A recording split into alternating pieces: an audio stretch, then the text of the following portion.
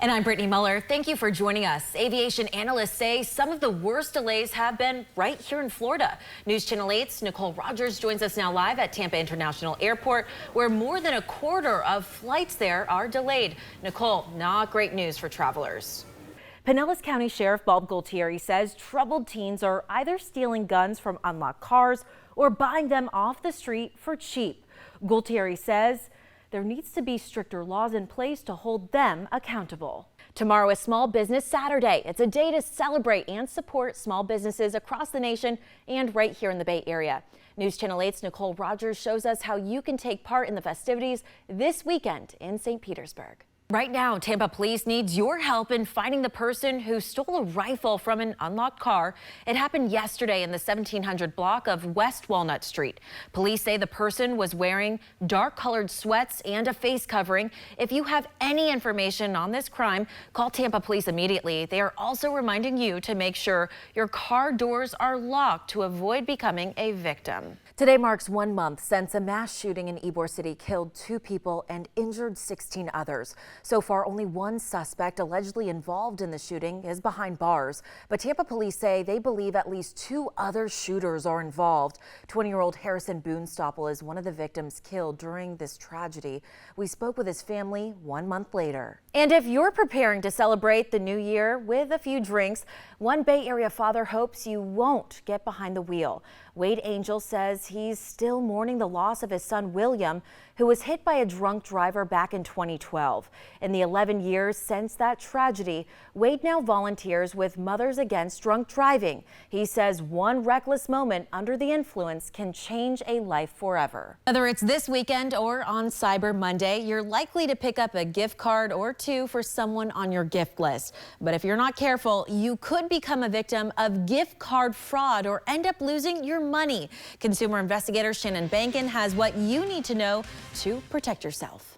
Welcome back. One man's passion for Legos just paid off in a big way. The builder spent months creating a replica of Dulles International Airport without using directions. Now the airport has purchased it and will permanently display his creation.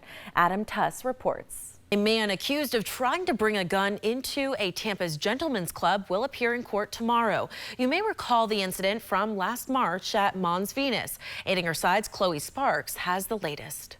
This year's holiday travel was a bit less hectic than last year's cancellation catastrophe, when more than 16,000 flights were canceled. But there were some close calls. Check out the Christmas Eve fog over Chicago, which led to a Christmas Eve ground stop. Some passengers told NBC that even with the delays, customer service was much more helpful this time around. Dozens of military veterans took part in a Florida Keys cycling event this weekend. It was hosted by the Wounded Warrior Project. Some 40 military veterans pedaled across the 7-mile bridge and sections of the Florida Keys Overseas Highway for the event. Many participants used adaptive bicycles to accommodate their combat injuries. The annual ride is to raise public awareness and support for the needs of severely injured members of the military. A Wesley Chapel family is speaking out tonight after a loved one was hit and killed days before Christmas. The 17-year-old, identified by family as DeAndre, was crossing the street on Saturday in a crosswalk on Chansey Road when he was hit by a car.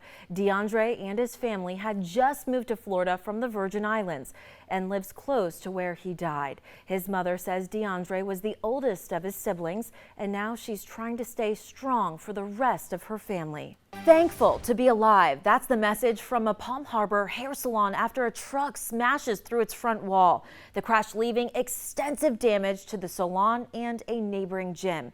It happened on Alderman Road off Palm Harbor Boulevard earlier this afternoon. Every winter, thousands of Tampa Bay residents and visitors head to Tico's Power Plant in Apollo Beach to get a glimpse of Florida's majestic creatures as they congregate to stay warm.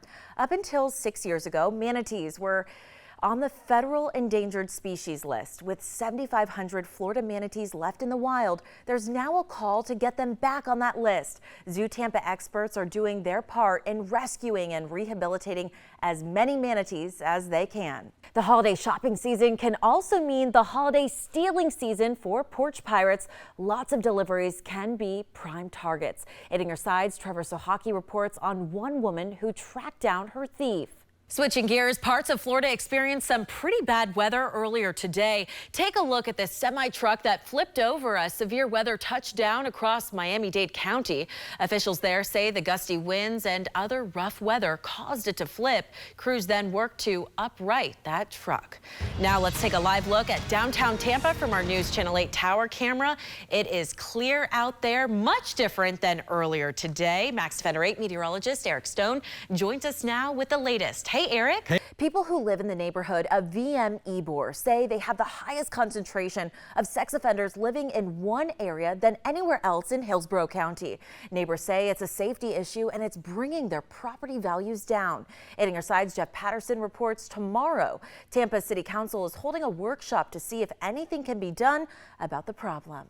Guns are a targeted commodity, often easy to steal. Aiding your side obtained data related to the number of firearms stolen here in the Bay Area. Investigator Walt Buteau has the story. Welcome back. A pond that was once the center of a toxic mess now holds water clean enough for wildlife. That was not the case back in the spring of 2021 after a breach at Piney Point caused an environmental emergency. Aiding your side, investigator Walt Buteau shows us what has changed since then.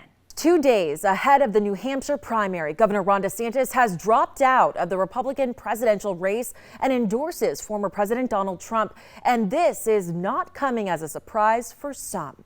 After nearly 8 months of campaigning, Thank you so much. Governor Ron DeSantis sharing a more than 4-minute video on social media saying he doesn't have a clear path to victory.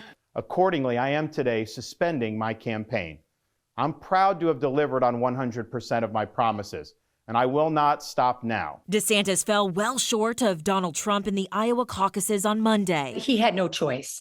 He ran out of money and he ran out of time. St. Petersburg College political analyst Tara Newsom says any presidential campaign has 3 important factors: personality, policy, and the ability to have a campaign, a very well-run campaign. And he's 0 for 3. So what does this mean for Governor DeSantis as he returns back to Florida? While this campaign has ended, the mission continues. Down here in Florida, we will continue to show the country how to lead. Newsom says we will have to watch closely as he puts his eyes on 2028. And hopefully do the work that we're hoping that he does, rolling up his sleeves and tackling kitchen table topics like, home insurance crisis and healthcare and education. DeSantis is now endorsing Trump. Before we begin, I'd like to take time to congratulate Ron DeSantis. The former president speaking to voters at the Rochester Opera House in New Hampshire Sunday night. So I just want to thank Ron and congratulate him on doing a very good job. It's a tough situation. It's a tough thing to do. It's now a matchup between Trump and former United Nations Ambassador Nikki Haley. While campaigning in New Hampshire, Haley made a stop at a diner to speak with voters. He ran a great race. He's been a good governor, and we wish him well. Having said that, it's now one fella and one lady left. And with 2 days to go until New Hampshire voters cast their ballots, the latest polling shows Donald Trump with a double-digit lead over Nikki Haley.